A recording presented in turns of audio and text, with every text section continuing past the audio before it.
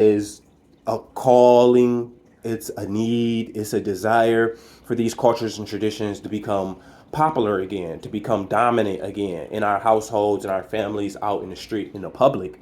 We live in a time to where we can practice these cultures more freely. We have more access than ever to information. So it's just a growing time. Ifa, ATRs in general, all African traditional religions will always come back around because these practices is to keep yourself focused so you can build the best version of yourself while you are having a human experience so you can walk in your path.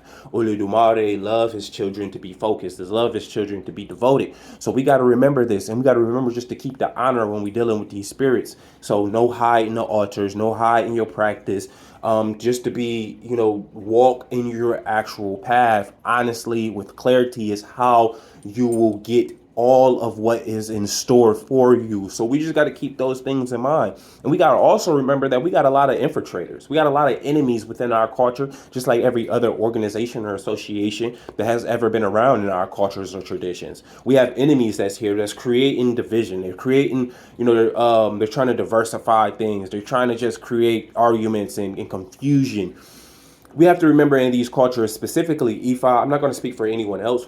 I'm sure we will talk about them, but just specifically with this, Ifa Ajeje, especially when you find it in Yoruba land, when you find it in Nigeria, when you find it 600, 700, 800 years ago, these practices and traditions was an open palace, an open door policy, which means, if you are willing to be royal enough, or you're willing to be worthy enough, if you're willing to be good enough, and try to build yourself and walk in your correct path and find out who you are and not hurt nobody and harm nobody, these practices was given to you as long as you were righteous enough, as long as you were worthy enough. So we got to remember that. And this is when we start dealing with Asu. Asu opens all doors and all pathways for us. So when we start dealing with Ori, which we'll speak about in a minute, when we start talking about Ori, then we start talking about the path, and we start talking about the road. So we just got to remember that Asu is that power. Of course, he is the guardian of the crossroads. He is the guardian of the pathways, and he has the keys to unlock your path for you. But you must remember and respect this. And this is why I go back to saying no hide in the altars, no hide in the practice. He is the one who is going to walk with you through this experience, right? And a lot of people, I've seen a video that's talking about Asu is a trickster. He's a devil. He is no devil. He is no Satan. He is no Satan, or whatever you want to call him. Asu, I always tell people, Asu, Eshu, Papa Legba, des essence, Elewa, Elewo. He is the purest illusion that is found in the human experience, right? He is the one who is going to test your character. So when you're out, you're in traffic, or you're out in public, you're at the marketplace, you're at your job, you're at your place of, prosperity, where you're trying to uh, receive more gains. He is going to test your character. This is why you're going to get cut off in traffic. This is why you're going to run into those people at those grocery stores or just out in the marketplace, who just test your patience. This is why you're going to have those coworkers who test your patience, because your order, your path is aligned with the struggle, is aligned with the suffering, is aligned with the tribulation. And he wants to make sure that you are worthy enough to walk the path that you were given, to walk the path that you signed up for coming here based off that order, right? You got to remember the essence of child. Shout out to LDG is like, he always talk about, he don't even know that he's a Baba himself, but he always talks about that you have to go back to the child version of you. This is how you're going to, if you're ever feeling lost, if you ever lost your way, or just remember what you used to do as a child, or what you used to love as a child. And this is because Uremare loves children, Esu loves children, so they stick closest to the purest forms, in the human form, correct? Which is the children. And this is why they have that children have that intuition. They are on that genius level, seems to just know things or just learn very quickly. They're picking up, or just so-called sponges, and soak up all of the pure information or knowledge that is flowing around. So it's good to keep yourself a child. And that's what these traditions will generally do. Make yourself a child again. And this is how you keep yourself conscious. This is how you keep yourself in the thread of education, of knowledge, of power, correct? And we have to remember this, right? Because just going back to just being a child, we got to remember that anything that's great, that was created, that was molded for us, was created from a childlike mind, right? Let's just take cars. Someone got frustrated with just walking and having horses. They wanted to get somewhere fast. Let's take like Steve Jobs, correct? Steve Jobs had to tap into that Esu energy. He had to tap into that childlike energy. I'm tired of just talking on the phone. I want to be able to see you. I want to be able to be with this person in the room. And we can see that's like just a next level, right? Someone who is thousands of miles away, someone you never seen before, can just end up being in the room and you can have an interaction with them. That's a childlike pursuit. Just wanting to be interactive, just wanting to have a more sense of community, right? And this is the energy of a zoo and just different things like that. But we have to remember that he is the purest form of illusion. So remember about the distractions. We have to stop getting distracted in these cultures. And as far as, Lukumi, Lukumi and Santeria, or Santeria versus Ifa, or Sheshe versus Lukumi, we just got to remember that these, or Apollo versus Ifa, we got to remember that these practices is set for us to become better people. And we got to remember that Asu, he is going to test your character, because that's what it is, right? We talk about Iwe or Ewe Pele, building good character. And he is going to make sure you really are worthy of that good character. And you're not going to be able to finesse the spirits. You're not going to be able to finesse the ancestors, correct? So we just got to remember that these orishas, these aremoles, are here for a designed purpose. And these design purposes is to make sure that you connect with your ori in the right way, correct? Remember that distractions is going to come once again. These distractions is going to interrupt or try to dismantle you from your ori, right? That's set aside from Asu. So Asu is going, like I said, he's the purest illusion, but that doesn't mean that he is the only illusion out here. It doesn't mean that he is a demonic spirit, even though there are demonic spirits who try to get you off path, correct? So we got to remember this, that these spirits will damage the Ori. And this is what we have to remember when we speak about Ori, when we speak about destiny, right? We got to remember that this was assigned to us. You have many different forms of Ori. You have a Ori that is assigned to you, from birth and different things. Ionu is a Ori that's like in the stomach and different things like that. And then of course the Ori that's on your head. But they also talk about like this external Ori that you end up receiving. A lot of people don't understand why they have to work so hard on the Ori if they was just assigned here. And you might be assigned here. Understand, like a Su, Ifa is always going to call out to you. You're always going to see these signs. You're always going to be like, oh yeah, I had this, premonition. I had this feeling. I had this calling. I always seen the signs or the symbols. And it was just calling to you. So we just got to remember this. This is why appeasement of the Ori is so important, right? Because this Ori, this path, comes with blessings. It comes with a calling. It comes with a duty. It comes with a map, a guide. And you have to appease the Orishas or the ancestors or the spirits who have blessed you with this path, that have blessed you with this this destiny, right? So this is where the appeasement comes in at different things. Um, um, Also, just speaking about Ori before we get off Ori, because we can end up talking about it all day. Iponi. Iponi is when you see the Ori represented like in the big toe. Because I spoke about that you can find it in three different places inside of the body. And like I say, just the regular Ori, the Ori Inya is the head. You have Ionu, which is the stomach. And like I said, the big toe, Iponi.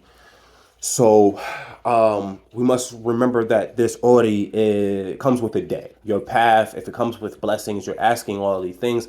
Before this culture, before I got into Ifa, I would always say, like, back when I was like a Buddhist or something, I would always say, like, what makes your prayer any more devotional than anyone else's, right?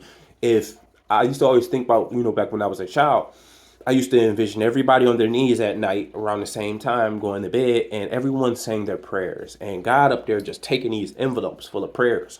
What makes your envelope any different? And each envelope nowadays to me, as going through Ifar goes because adult is kind of like based off that ordery. That prayer is based off what your ordery is. And I think that he will open up that envelope eventually based off, how devotional or how righteous you are or how much of a chosen one you are. He will open up that envelope, and I think I'm using the word think very lightly, but I think that he would see the debt that you have been attempting to pay off, being grateful, being concerned, minding your business, living your life, walking your path, not worrying about anybody and everybody else.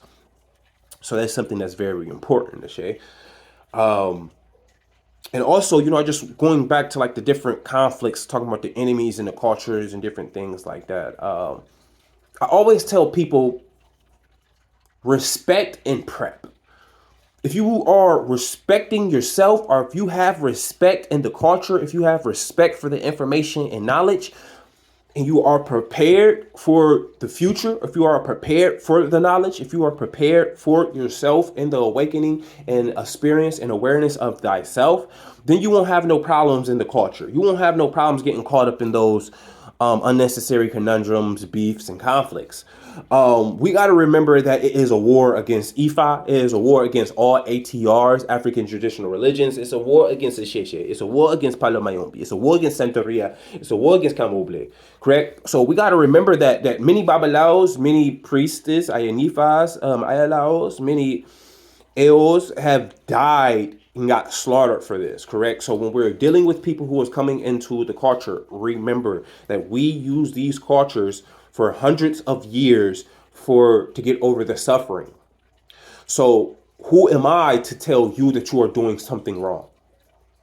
I have no type of understanding what your already lies for you. I have no type of say so in your path or your destiny. Who am I to say that you are doing something wrong? As long as you are coming to this with a righteous heart and an open mind, and with gratitude and with respect and honor, these cultures have always been open to us.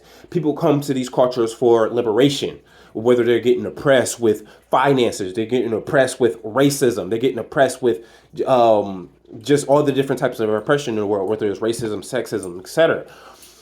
People come to this for health, with trying to get healthier. People come for this to knowledge of self, ancestral knowledge, ancestral connections, history, just knowledge, just to become educational. A lot of people didn't pass school, but they get inside these academies, they get inside these schools, and they become some of the most educational beings ever. Just insight with me, I didn't pass any. I went to summer school ever since the 6th grade, meaning that I didn't pass school from 6th, 7th, 8th, and 9th all the way till 10th, 11th. I dropped out in the 11th. I didn't pass school. I paid my way through because I paid for summer school. I wasn't the most intelligent person coming up, but once I found the Yub tribe of Voodoo, which was first before I became into Ifa Ejeshe, when I found Palo and different things like that, then is when I became an educational person. I became a knowledgeable person. I became a person who could teach wisdom to our younger generation. So we got to remember that these practices is to make us better. I always tell people that we shouldn't allow a quote unquote gatekeeper, right? Like, I understand the terms of gatekeeper. I understand why we have them, but I always say that not a gatekeeper, just a good godparent, right? Because if you have someone who is willing to teach you the right way, that is all that truly matters, because you will learn how to respect and honor these traditions, how they were kept and preserved for hundreds and thousands of years. And that is what truly matters when we start dealing with all of these practices. So we just got to keep that in mind.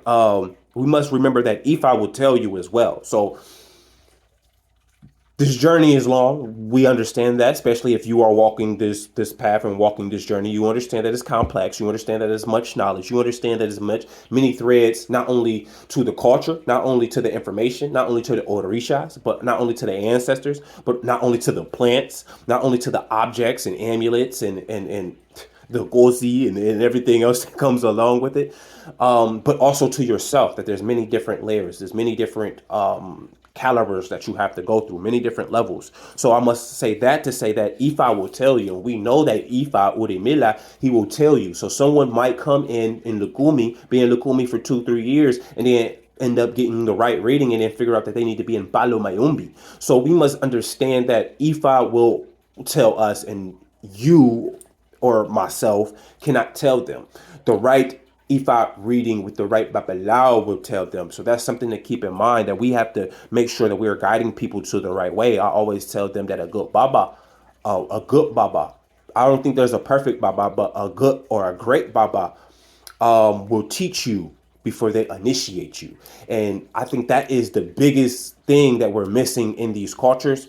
And it's our job to preserve them. And that's what we're doing, especially, we're about to start our Patreon. And I think that's highly why we're getting rambling so long about the threads of the information. It's because we're starting our Patreon. You can find us on Patreon at the African Traditional Religion Academy.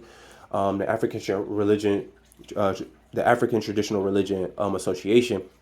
It's open up in a school. It's open up an academy, and we're going to be teaching the basic Udus. We're going to be teaching, going through the Mejis. We're going to be going through the proper steps, so people can take the proper steps before initiation, so they understand who they are, who their ancestors are, who the Orishas are, before they start coming into the more complex threads of the information and different things like that. We must understand that the knowledge is only valuable through application, meaning knowledge is only information, or knowledge becomes information once it has the application, once you start applying it. So we must understand that knowledge is only power through the force, correct? The force is the application. So it takes time to build up a certain level of knowledge. Then it takes time to learn how to apply it. Then it becomes information that is valuable for our life. So we have to take our time with this. We can't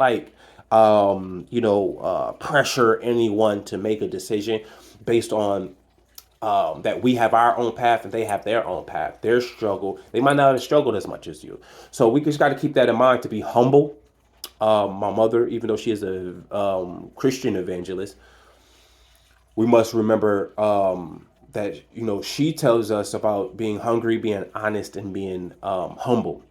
Be hungry for the ancestral knowledge. Be hungry to know thyself. Be hungry to be a better person. Be hungry to be just in a better state of life, to build Ewebele. Be honest about that path. Be honest when you are pursuing that knowledge. Be honest when you are practicing that knowledge. Be honest when you are teaching that knowledge. And just be humble with it, because like I always say, what I have to say is not the only thing to say. I do not claim to have the ultimate tongue. So no one can say they know all. No one can say exactly why you are here. You have to walk that path initially for yourself. So the information before initiations and just taking your time with the information is just critical when we're dealing with these practices. So once again, we're just trying to expand. We're just trying to put the cultures into the street a little bit more, as much as we can, without telling too much secrets, without shining too much light on the sacredism of it before people are ready to encounter that. And this is just what we're doing to make it a little bit less confusing for us, to take a little bit more time with people who are just getting started. So luckily, we are blessed to have individuals who are taking advantage of the blessings that we have living in these days, with the culture being so popular, the culture growing at a such rapid pace. We will have more classes coming, especially lives on YouTube, trying to build the YouTube back up. Like I say, the Patreon, African Traditional Religion Academy on Patreon. You can book a membership, and you can pay monthly, and you can learn this, and we can walk with you. And this will prepare you, this will prep you before initiations. But we will have a lot more information coming out, especially on the free side. Of course, we love to get that out. And of course, in-person classes coming, especially people located in Akron, Ohio, and just the northeastern region of America, as far as like New Jersey is coming up, Detroit is coming up. We're trying to figure out New York dates, etc. But we're moving around. We're getting around. Louisiana, we're definitely coming. St. Louis, we're definitely coming. And even California eventually, over to Stockton and Hollywood. You're definitely on board. We have a lot of other dates in cities as well. So just to be on the lookout for, different things we got going on. KhAn.com. We do have consultations, free consultations for the rest of December. We do have consultations, divination. We have multiple different readings, multiple different ceremonies and rituals that you can start your journey off the right way.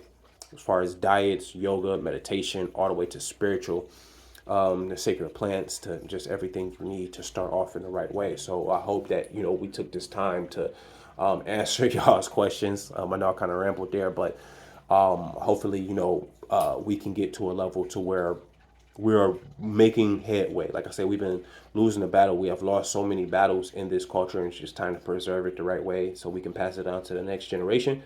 And so it doesn't die off, and that's big because my godfather died off in 2015, so me and my godmother just kind of been trying to pick up the pieces, and I have other elders and godparents as well who I've been working with, just as far as just different cultures or in the culture, as far as Ifa, and this is just what we're trying to do. We're just trying to preserve the culture. So hopefully you can be a part of that. Hopefully you are a part of that, and wherever you are in your journey, even if you're Buddhist, even if you're Christian or Muslim, and wherever you are in your spiritual journey, I hope this video finds you in good health and good energy, and you found something valuable to that you can use for your journey. So I hope, like I said, I answered your question, brother. Ashe Bakun, Ashe, Ashe.